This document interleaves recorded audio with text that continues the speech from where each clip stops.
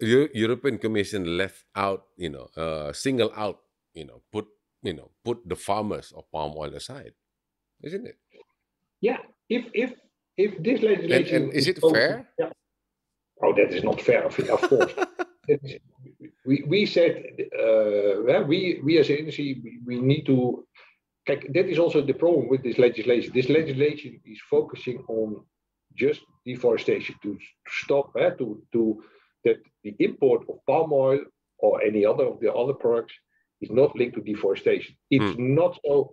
The legislation should be more in line with the Sustainable Development Goals. Yes. So also I wanted to touch on that. Yeah. Also, yeah, it's a good one because they also need to focus on the social economic development Exactly. in the area, and that means you should include small. You should not kick them out, and even you should. And the Commission has said we will help smallholders. We help the producing countries. We're not. Yeah, they're not. They have not said how or how much funding they will give. So it's just a kind of open remark that is so there need to be more flesh on the bones to understand what the Commission means with that. 3 dekade saya di dunia sawit. Begitu banyak opini di sana sini. Siapa yang salah? Siapa yang benar? Mari di sini kita buka dengan saling bicara. Saya ingin berbicara dengan mereka. Berbicara dan mendengar cerita yang benar. Bertanya sampai membuka fakta baru. Karena rasa ingin tahu selalu membuat seru.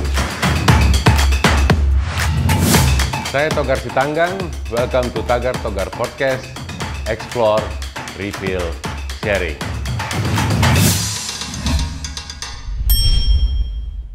Hi, my name is Togar Sitanggang. Welcome back to Tagar Togar Podcast. We on this episodes we have a special guest, Frans from the European Palm Oil Alliances. How are you, Frans? I'm fine. Yeah. Thank you. Thank you for the time that you put your time for us to do this conversation now. Frans is the how you call it, the Secretary General or the head of IPOA? And officially the chair. Officially as chairman, isn't it? Of European Palm Oil Alliance. Can you tell the audience what is the EPOA or European Palm Oil Alliances? Like the word said, it is an alliance of companies in Europe active in the palm oil supply chain, mainly palm oil refiners who are what we want to do is to improve the image of sustainable palm oil in Europe. We all know that there is a very unbalanced debate on the importance of sustainable palm oil in Europe. So what we aim to is to improve the image and increase the uptake of sustainable palm oil. Okay, you said increase of image of palm oil. How is it now? When this EPOA started actually? A long time ago, I think. I know. Already. I know, but the audience doesn't know. No. I have to think about 2014, something like that. Okay. Already then, I think at that time there was especially a lot of discussion about the health aspects of palm oil, and there was not. We felt that there was not real enough balanced information on the market. So then in 2014 we started, but then slowly you saw that there are more and more debate on the sustainability aspects of palm oil in Europe. So we also covering sustainability, and I must say that now debate on health issues is much less. And sustainability has been, I think, the primary focus of EPOA in the recent years. Okay, on that perspective, if I'm not mistaken, you used to have the chart of which country that is is severely against or those kind. And who are which are the country that at the current moment have a still or beginning or having a problem with the image of palm oil?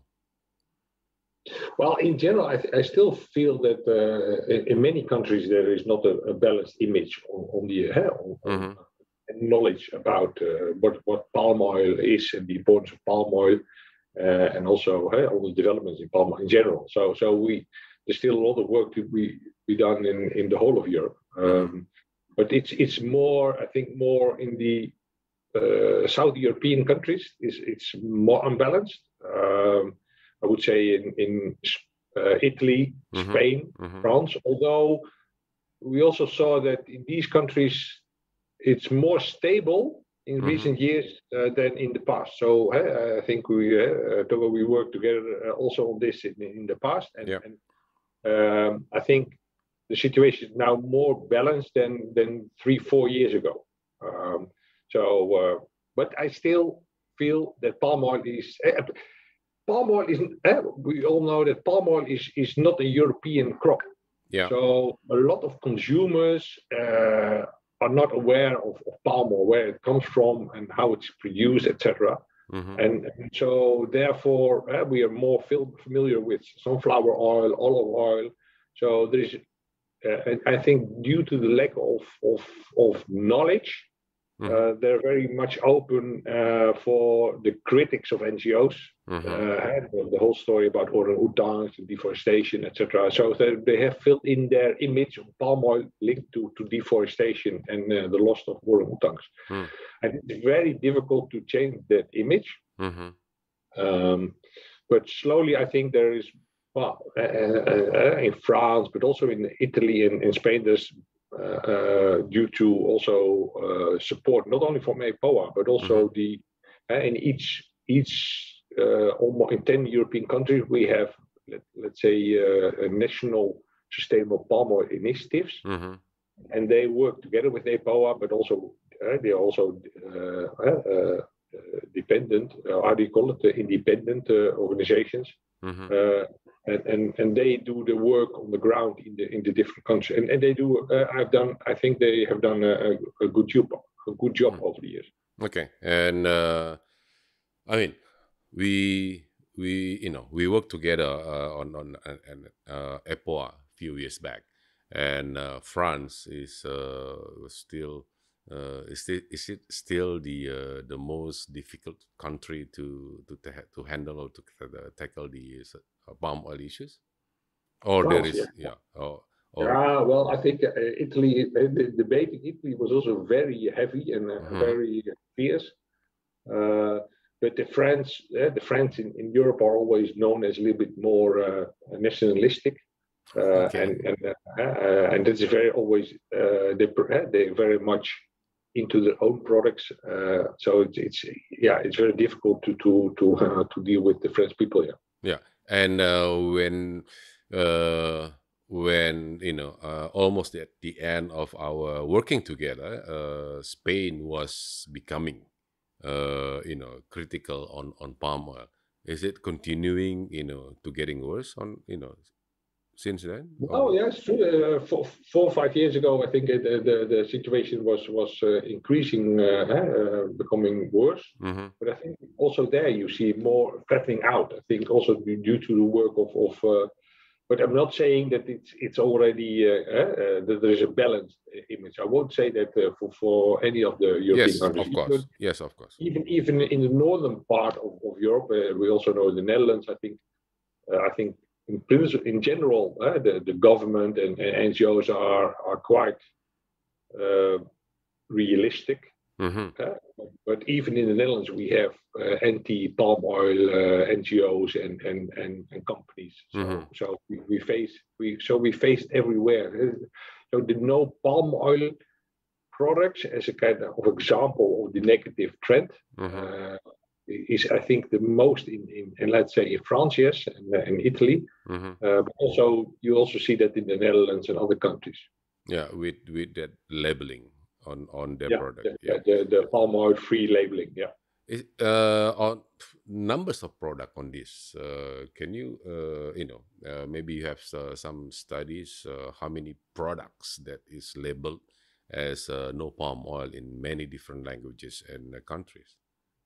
Oh, I don't have the real data. I think, but in countries like France, it's in the thousands of Thousands. products. I see. Yeah.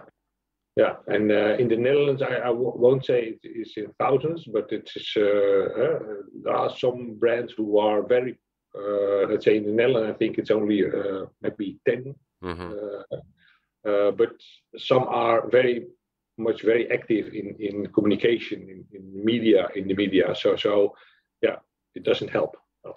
And how you handle that? Yeah, it is a good question. I think it's a very difficult. I think together with the national initiatives, when we felt that the let's say the labeling was not that is discriminating palm oil, then we went to court. So we did that. The national initiative in Italy did that. In Spain they did that. In France and also in the Netherlands. And most of the cases we won.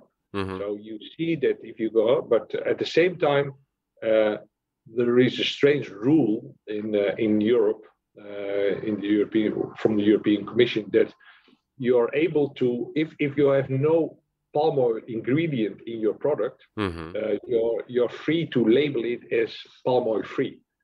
If in a normal product palm oil is used. So, for example, if you normally use palm oil in margarine, you make a product without palm oil, you are allowed to say that this palm oil is made without palm oil. This margarine. So, so this margarine is made without palm oil. So with that you can label it palm oil free.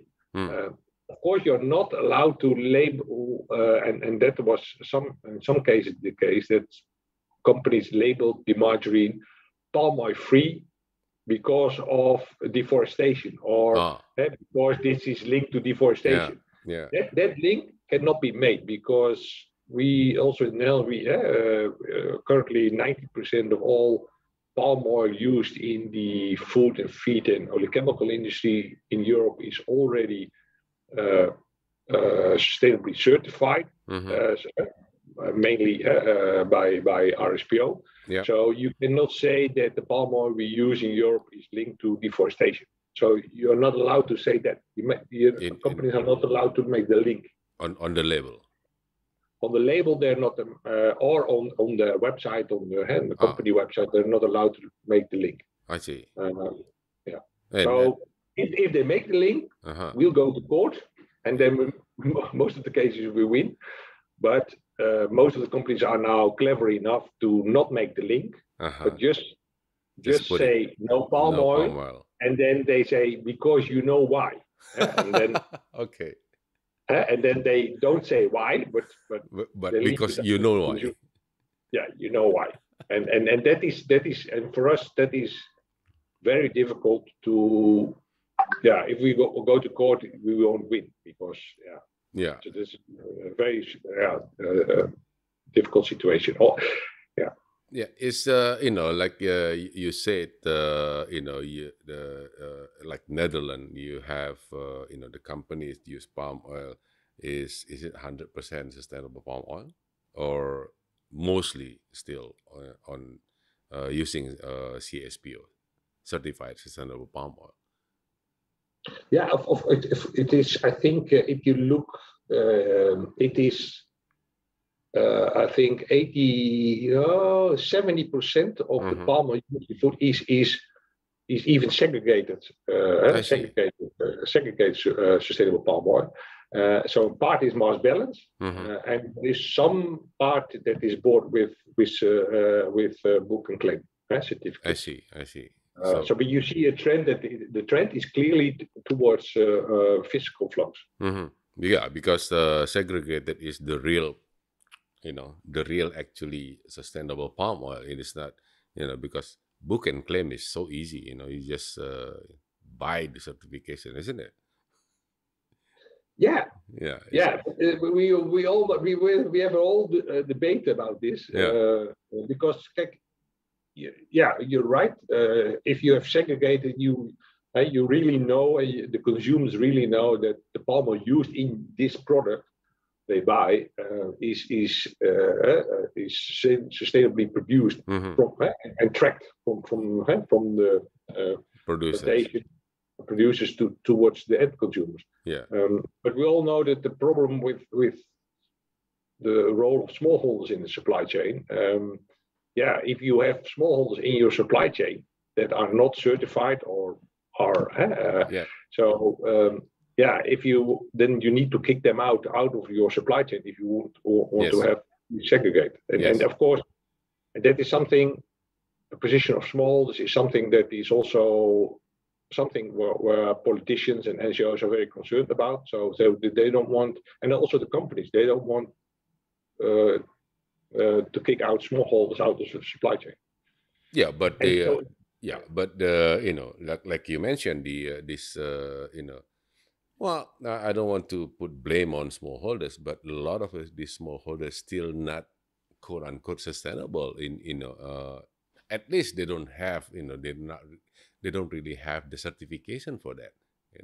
And how can you include them if you, for example, the RSPO that you mentioned, So, if to make all these smallholders to have a RSPO certification, it's a lot of works.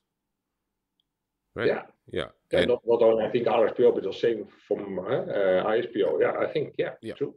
So to get that. So in general, in European countries, what is the rate of usage of sustainable palm oil in your calculation or in your data? Because last time when we talk in 2016 or 15 or 16, I don't remember, we were talking about 60%, whether or not that is segregation, mass balance, or book and claim, right? But what is the current situation on the usage of CSPO there? Yeah, in 2020, in the whole of Europe, it's also 90%, 90%. So it's already very substantial. And it is maybe 60% fiscal, and partly mass balance and certificates. So I think it's still quite low. I think this is more for let's say for palm oil, and not for palm kernel oil. Oh yeah. We focus on palm oil first, and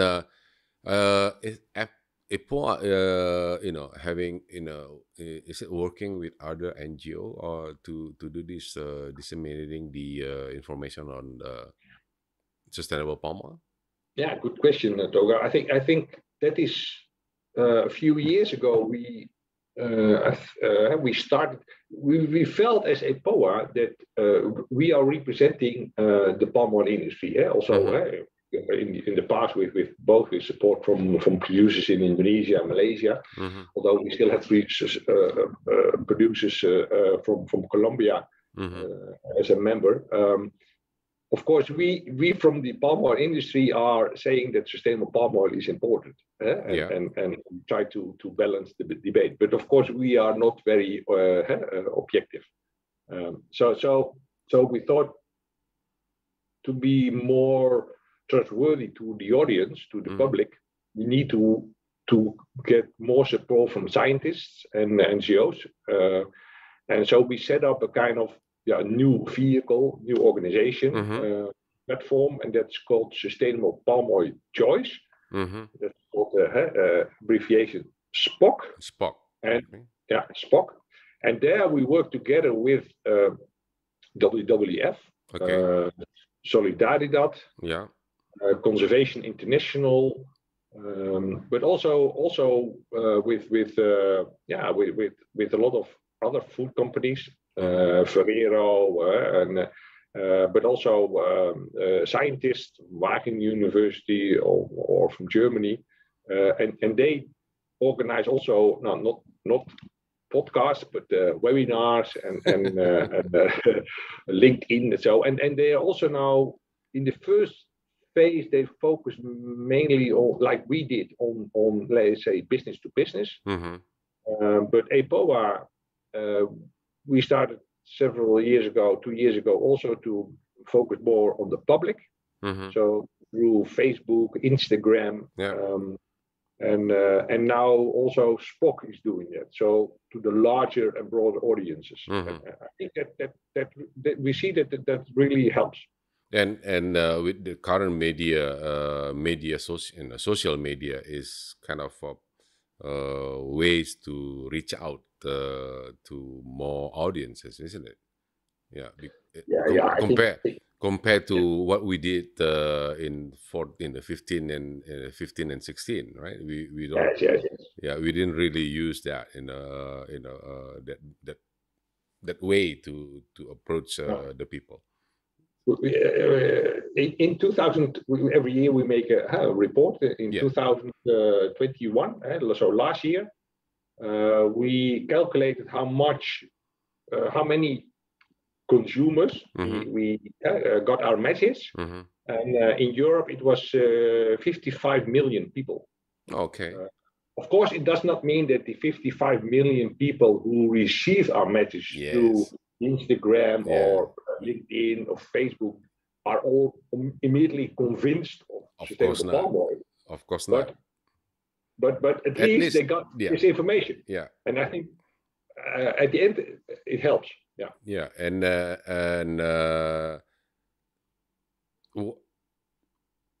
from year to year, you said 50 million.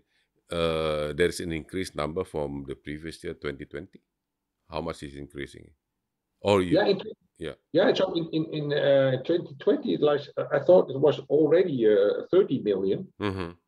So 30, and last year 55. So it's easy, and at the same time it's not that costly as you know. In the past we also had TV billboards, billboards in Paris to say how, and that is very costly. We're talking about millions. And this is social media is I think. I also for the younger audience, I think public. I think this is the way to go forward. Because almost every young person now has Instagram and all those social media things. Right? Yeah. And going forward, like 2022 onward, what kind of things that you? I mean, I know webinars. We've been doing also webinars, but do you think webinars is enough? Because sometimes, webinars is only reaching about 100 people, and 100 people we know, isn't it? Yeah, there's always a challenge. So I always, I think we need to understand that I think in our approach, I think. If you want to rebalance the debate, there are different audiences you should focus on. First of all, we talked about the general public, young people through social media, Instagram, Facebook, etc., etc.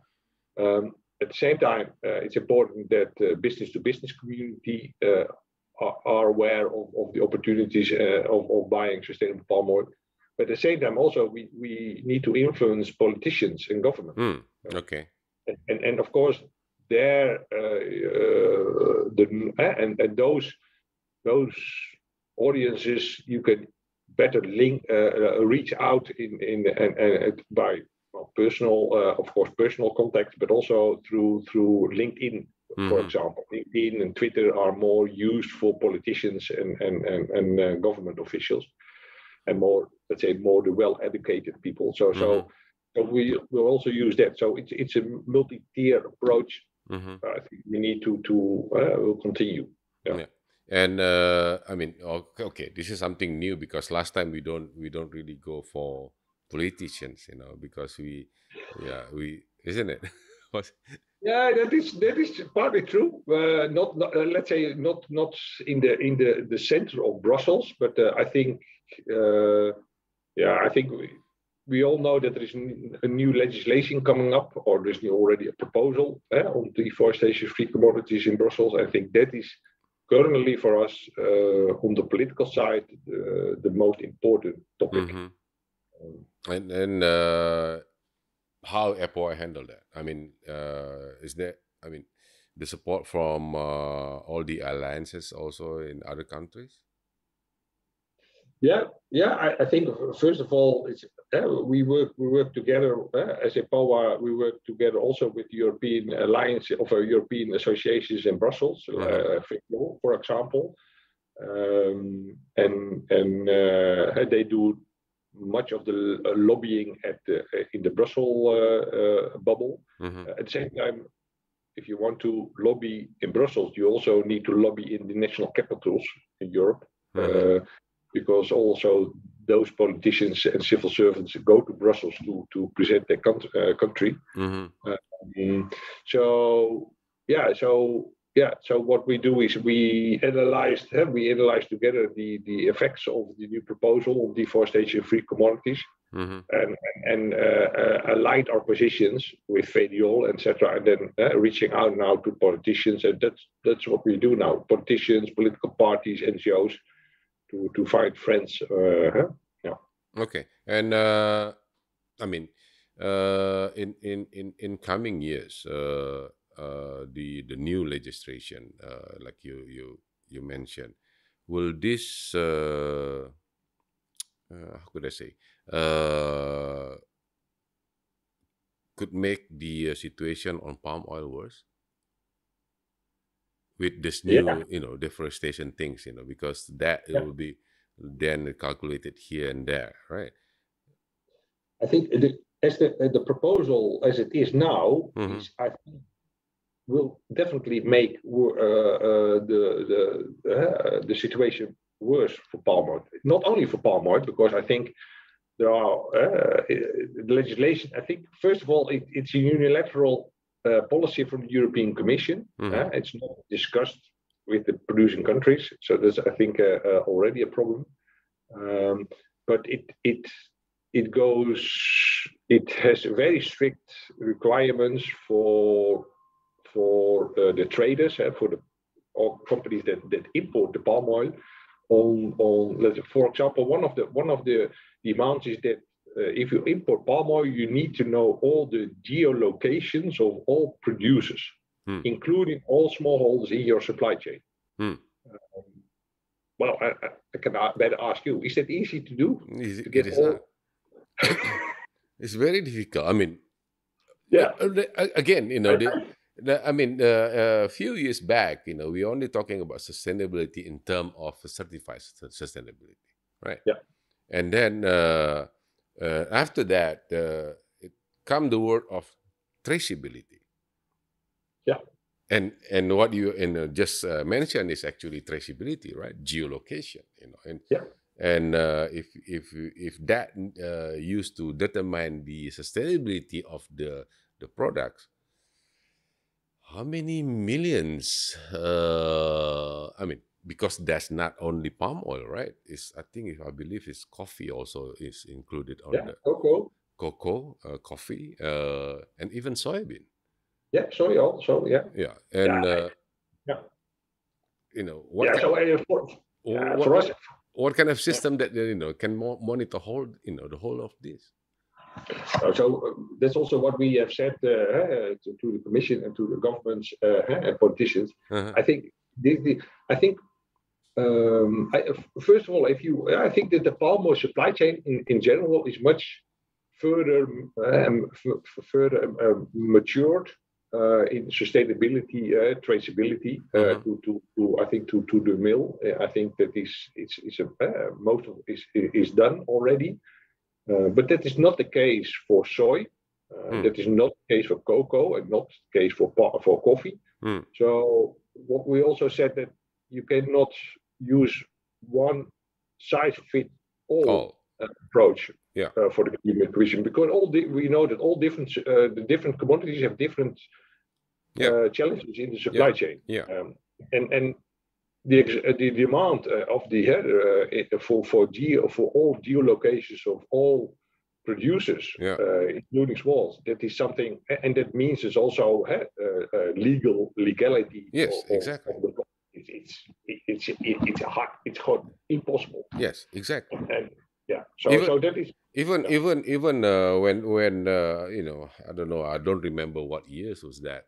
There is some NGO try to do the sustainability or the traceability of the products, and I asked them, what do you want traceability of the product? They said until the up to the year 3s.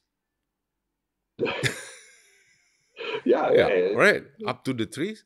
I mean, if you are gonna do that, good luck. You won't get anything. You won't get anything as a result.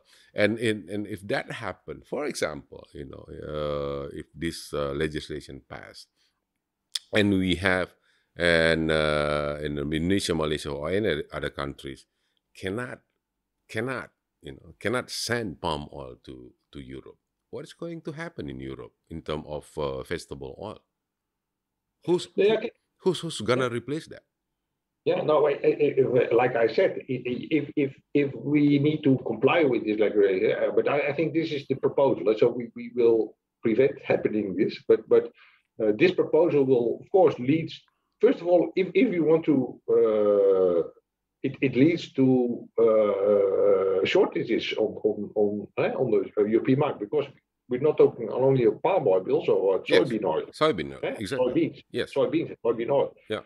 So if we do not have these two major oils easily imported, we have difficulties. So, and if we are able to do it, think about all the cost involved to get this organized. So it also will increase additionally above already the certification that we have on sustainability. It will increase the cost even further. Yeah, I think most of the consumers in Europe are already fed up with higher food prices, but this will lead definitely to much higher food prices. And I think for palm oil, and palm oil is already very advanced in traceability, etc. For coffee, I understand from one bag of coffee, I think it comes from 90 different farmers. Yes. So how to trace back? Yes. In a bag of coffee beans from. And that if you are talking about blend beans. Yeah. How can you do it a blend beans? For example, you got a coffee and some barista or whoever that roasting coffee from Colombia mixed with coffee from Indonesia mixed with coffee from Vietnam. How can you do that? Yeah. Now that is the huge challenge. I think this goes much too far. I think in general, we all support sustainable production, etc. Yes. But at the same time, if we only are adding costs to the supply chain without any impact on, because this is also the risk.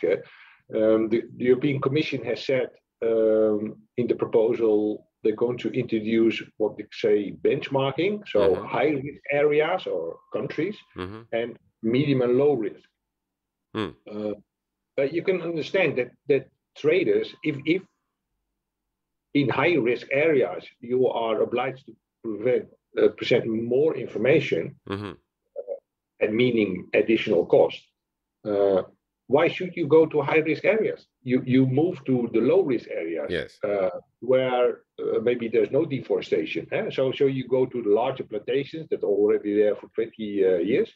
And you buy it from those suppliers, and you leave out all the risky areas in Kalimantan or whatever. Exactly. But then you have, and that is the idea behind it. The Commission wants to stop deforestation. So, and I always believe that if you want to stop, and that was one of my reasons when I get involved in EPOA and at that time also in Indonesia,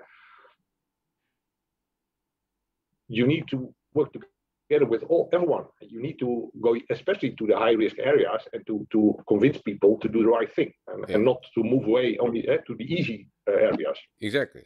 And this legislation is promoting to go for the easy way. And if you are left out, all this high risk area, how much that you can can get that on this easy area again in terms of volume, right? You're still getting less. Yeah, I mean for palm oil, I think it is for palm oil. I think that there is quite for RSPO palm oil. If you would see that as maybe, although these systems are not immediately recognized by the European Commission, and so you need to do additional things. But for soy, I think there is hardly any physical certified soybeans coming to Europe. There's certificates. We buy the industry is buying a lot of certificates, but hardly no mass balance or physical flow. So and the Commission, European Parliament, wants to have at the end when the legislation get into force, wants to have physical flows. Yeah, and that is so you see. So in principle, palm oil is ahead, but I think with the current legislation, a proposal, so we need to work together. So I'm very also, to be honest, I feel that Indonesia and Malaysia and also the palm oil are quite, as what we see in media, are quite quiet on the issue. Yeah. Again, okay. But coming back to that, like you said, the easy area, it will be, large plantation, right? And it means that European Union left out the farmers. Sorry, European Commission left out, single out, put the farmers of palm oil aside, isn't it? Yeah. If this legislation and is it fair? Yeah. Oh, that is not fair. Of course. We said we as an industry we need to. That is also the problem with this legislation. This legislation is focusing on just deforestation to stop to that the import of palm oil or any other of the other products is not linked to deforestation. It's not so. The legislation should be more in line with the Sustainable Development Goals. Yes. So also, I wanted to touch on that. Yeah. Also, it's a good one because they also need to focus on the social economic development in the area, and that means you should include small. You should not kick them out, and even you should. And the Commission has said we will help smallholders. We help the producing countries. We're not. Yeah, they have not said how or how much funding they will give. So it's just a kind of open remark that is. So there need to be more flesh on the bones to understand what the Commission means with that. Because again, let's. On this, coming back to the definition of the sustainability itself. Sustainability is 3 P's. People, planet, and prosperity. Right? Yeah. I mean, deforestation only talking about the planet. Yeah. How about, like you said, the people and social aspect of the farmers. Yeah. Right? That is absolutely. I think sometimes I feel that in Indonesia there is more understanding of that importance than at the Commission at this moment or at the European Parliament. Maybe that has to do with, let's say, protectionism in some European countries. I don't know, but I think that is something also we are stressing. That's still a huge challenge. Yeah. Okay. Right. So we still have a huge works on sustainability and move into traceability. Right. Yeah. And if we solve the traceability, what else is coming? Now, I think what we just touched now the European proposal on the deforestation. I think in a few next week we will the European Commission will present its corporate governance due diligence. There's additional legislation Okay. that Corporate governance. Okay. corporate governance due diligence. In the past, they mentioned corporate governance. Corporate governance, sustainable governance. And the other legislation will focus also more on the social issues. That is additional legislation that will come up. And so we also said that then we have the deforestation legislation, then we have the corporate governance due diligence, and that will focus on social issues like labor issues, immigrant workers, etc. So I think that, of course, we have to see what's coming and how that is. We need, of course, at the end, we prefer to have one system where we to get not additional administrative burdens. Yes. To get it organized, because again, I mean, again, it will be, put another dollar on your table, right, for your food that you consume, the whole these things, and well, actually, I've been, I once said, I don't know who's asking me, and so what happened if palm oil cannot go to Europe? And I said, well, they have to be, to replace it with some other oils which more expensive than palm oil, and also they have to open more land to balance the missing of palm oil, and at the end it will be the food cost in Europe will get higher, and it will come up with inflation. And I said, you're talking too far. I'm not talking too far. It's just a simple simple logical situation that European will face, like you said, the increase of food stuff. That means that increase the food that you have on your table every day, right? But Frans, thank you very much for your time. I've like I promised, a bit 30 to 40 minutes of talks, and I know this is well, I can mention to the audience that I'm stealing a weekend time of France, and in Netherlands. But the picture on your back is very nice to show that France is the one of leading supporter of palm oil in Europe, in European countries with this EPOA. Again, thank you, Frans. Thank you very much for this discussion. I appreciate it very much. I think happy to do one more time. I think we have a lot of things to discuss. Exactly. We cannot put it into a whole basket. So we take it one by one. We talk about this and we talk about that, because there's a lot of things that need to be informed, to the audience, that what is actually happening in Europe, what is actually happening in Indonesia. That's why I put this podcast, to give out the information, what is the actual happening, on the ground, so people can hopefully, like I said, reach out, right? You reach out for them. It doesn't mean that they will understand and turn around to support palm oil, right? That's not the aim that we want here. But the aim is they listen. They listen first. That is the main aim, is listen first. Whether you say yes or no, it's up to you.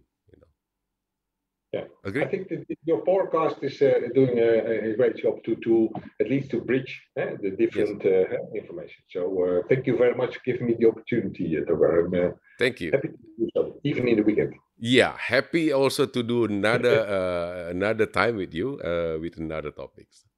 Right. Okay. Thank you, Frans. Yeah, thank you. And hold on. Let me close this. Thank you, Frans Claassen, from European Palm Oil Alliances, and I hope the audience maybe a bit heavy discussion at this time, but I hope you can get the message here that European Palm Oil Alliances, also with France and France, is trying hard to protect and defending, I would say, in a simple word, the uses of palm oil in Europe. But also the main point is, if you want to use palm oil, use the sustainable palm oil. That is the message also. I mean, because we believe the sustainable palm oil is the way forward for this, to use of palm oil. Again, thank you very much for listening. Thank you very much, Frans. And do not forget that if you haven't subscribed the channel, please do. You can click the subscribe button on the bottom of this page, and also give a comments for this podcast or other podcasts, other episodes, so that it will be improved for all of our team, for me and myself also. And maybe you can even suggesting topics that we can talk about, friends, give comments that you want to bring up something, between me and Frans in the future, and we hopefully that we can do it. Again, thank you very much. Goodbye. 3 dekade saya di dunia sawit. Begitu banyak opini di sana-sini. Siapa yang salah? Siapa yang benar? Mari di sini kita buka dengan saling bicara. Saya ingin berbicara dengan mereka. Berbicara dan mendengar cerita yang benar. Bertanya sampai membuka fakta baru. Karena rasa ingin tahu selalu membuat seru. Saya Togar Sitanggang, welcome to Tagar Togar Podcast, Explore, Reveal, Sharing.